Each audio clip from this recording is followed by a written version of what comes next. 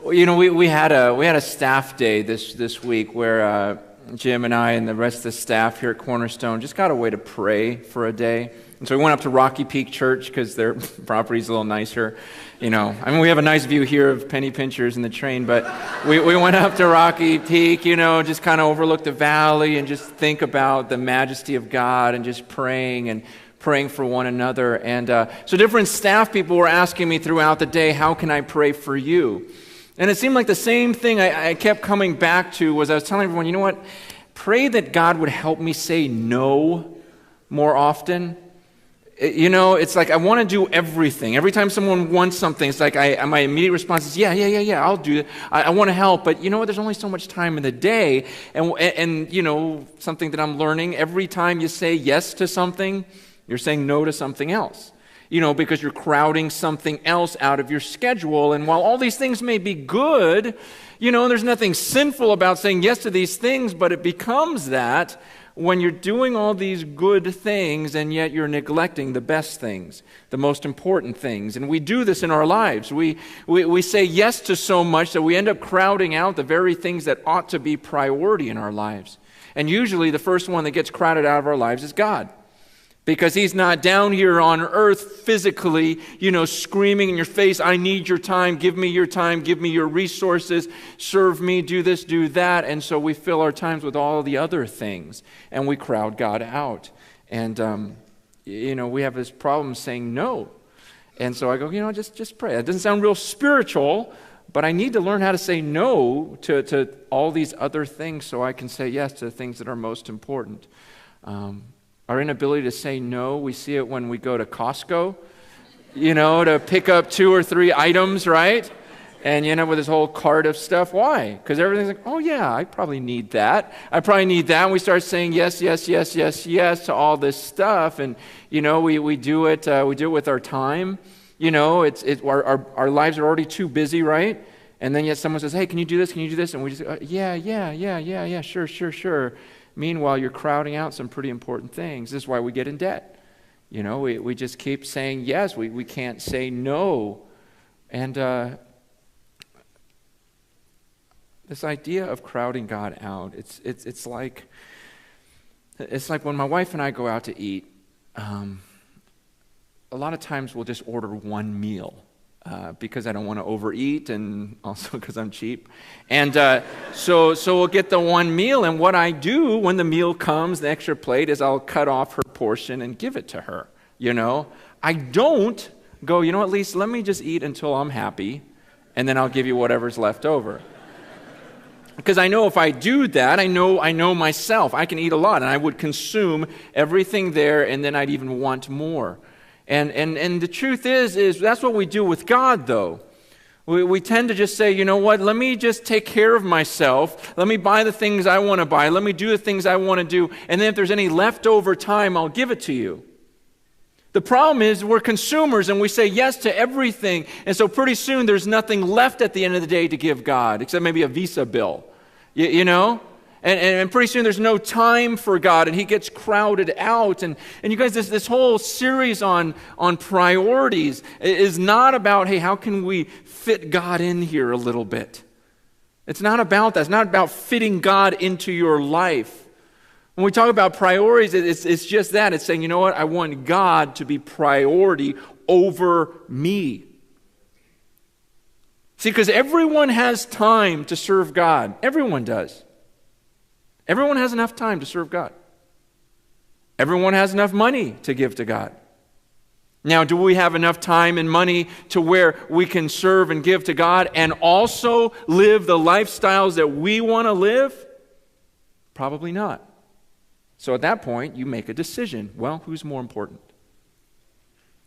And usually it's us, and then if there's anything left over, I'll give to him, and he's the one that sacrifices.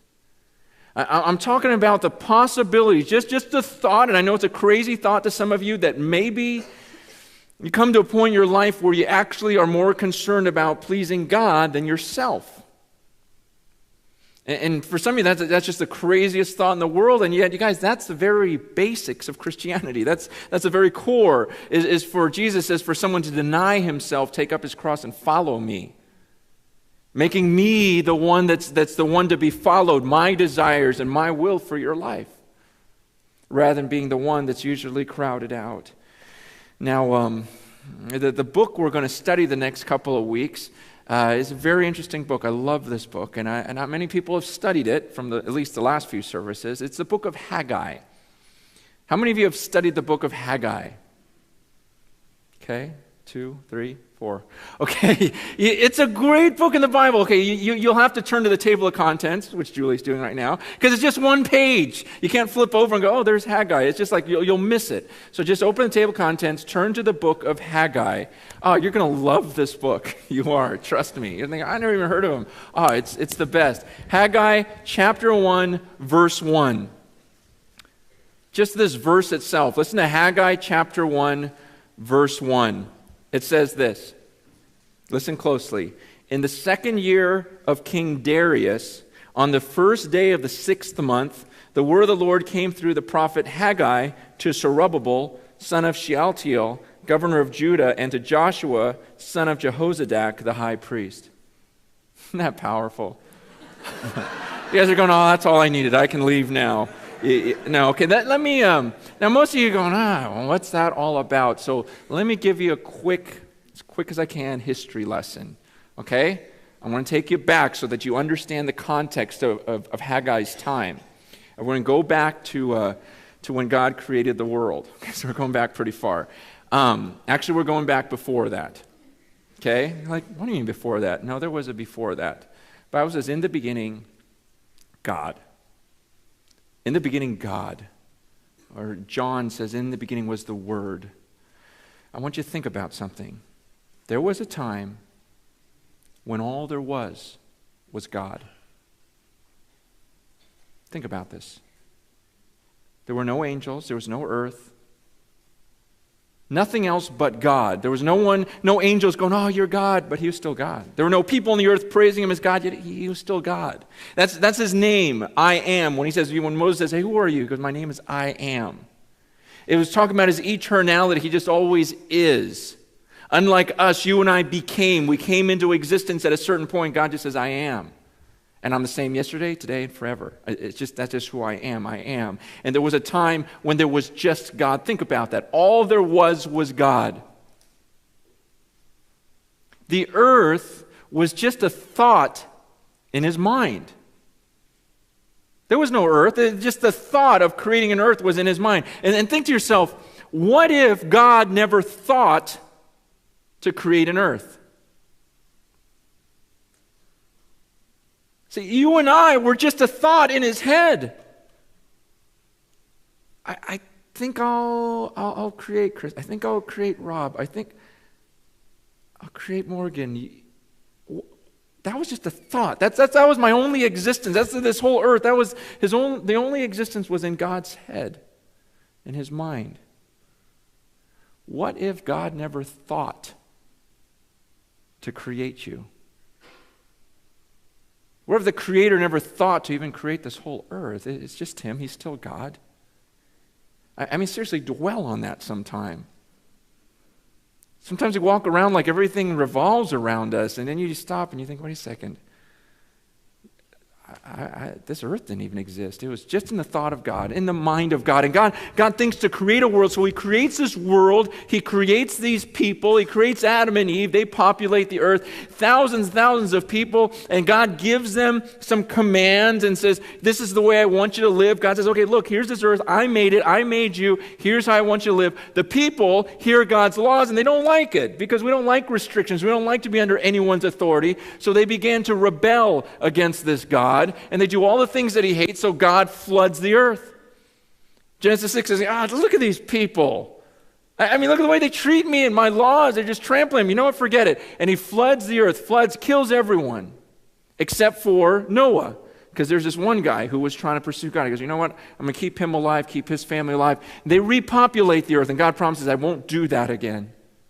And he gives us that sign of the rainbow, saying, I'll never flood the earth again like that. So he repopulates through Noah. Noah, he says, all these kids have kids. Everyone starts, developing all these people, and all these people on the earth again seek to rebel against God. collectively. They go, let's just go against God. And God frustrates them, gives them a bunch of different languages. Genesis chapter 11, we got to hurry here. And they're going everywhere, their own languages, their own places, and all of them separately start rebelling against God again. We don't want to follow this God and his laws. So they start making up their own religions, and they start making up their own gods, saying, well, the way I picture God is he'd probably let me do whatever I want. And most of those religions back then, if you study them, a lot of them were built upon worshiping like phallic symbols and things because it was all to please whatever desire they had. They just wanted to make God their own creation, whatever would make them happy. And so you've got this going on all around the world, and all these people are saying, oh, no, God's like this, and they had this freedom in their mind to make God however they wanted him to be, whatever they thought he should be like.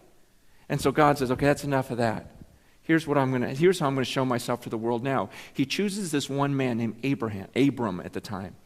He goes, Abram, I'm going to change your name to Abraham, which is like a plural of your name, meaning there's going to be so many of you. You're going to have all these descendants. Abraham's going, one problem, I'm 100 years old, and have no kids, and my wife's 90, and she's not looking so hot. And God says, no, this is what I'm going to do. This is how I'm going to show myself to the world. I'm going to have you have kids. And your children, your descendants are going to turn into this huge nation.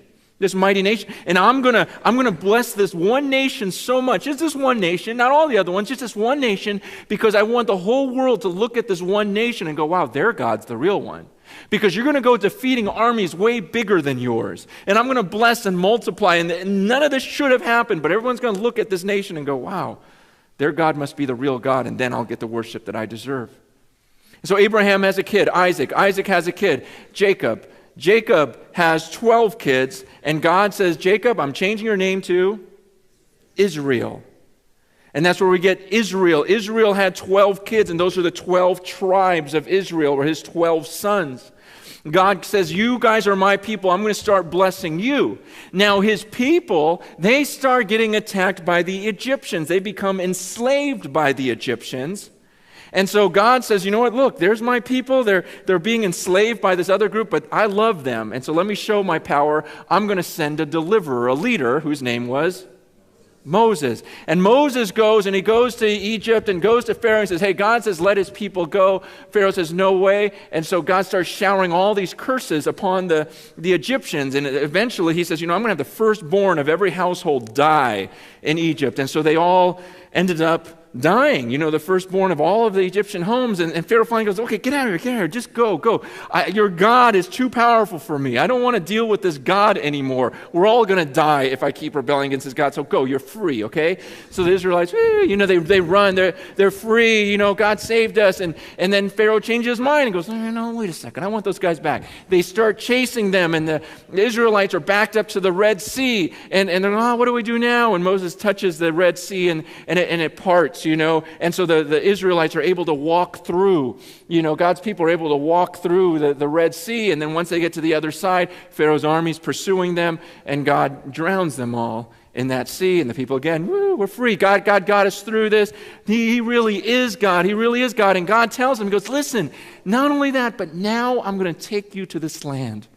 I'm going to take you to the greatest land I promised to Abraham, Isaac, Jacob, and now you guys are going to get to go there because you're my people, and we're going to be this great nation, and their people are all fired up, and they send some spies out to the land that God was going to take them to, and the spies come back and go, we saw the land, it's beautiful, it's everything God said it would be, but there's these really big guys over there. There are these giants, and I don't think we can beat them. And God's going, wait a second. I just slayed the firstborn of all Egypt. You saw me do that, right? You saw all the plagues I put on them. You saw how I split the Red Sea wide open. And now you're thinking, I can't defeat these guys for you? He goes, you know what? I'm tired of you. I'm just sick of you. And so this is what I'm going to do. I'm going to have that whole generation die. That's my answer to a lot of things. I'm going to have that whole generation of you. I'm just going to have you die. That's what I'm going to do. I'm going to have you wander around the desert for 40 years. I mean, the kids are okay because they aren't in this decision. It's you guys. You guys are the leaders. You knew better, so I'm going to have you die out and your children. So after those 40 years, that next generation, they're going to go to the promised land. And so under Joshua, they're taken to this promised land. They get to the land, and sure, it's beautiful. They conquer all the people just like God said they would, and Israel becomes just powerful. After a while, Israel goes, well, this is great, but God, we'd love to have a king. And God's going, I'm your king. They're like, yeah, but we want like a man. And God's like, oh, gosh, you're driving me crazy, but okay, fine. You want a man? Here's Saul. You like him? He's nice, big, handsome, everything else. He'll be your leader. He'll be your king. Now, Saul was a terrible king, just an evil king. And so God takes a blessing away from him, raises up another guy, David. Now, David was a good king. Yeah, he was a murderer and adulterer, but God still called him good, which is comforting, right? If you killed a couple people this week.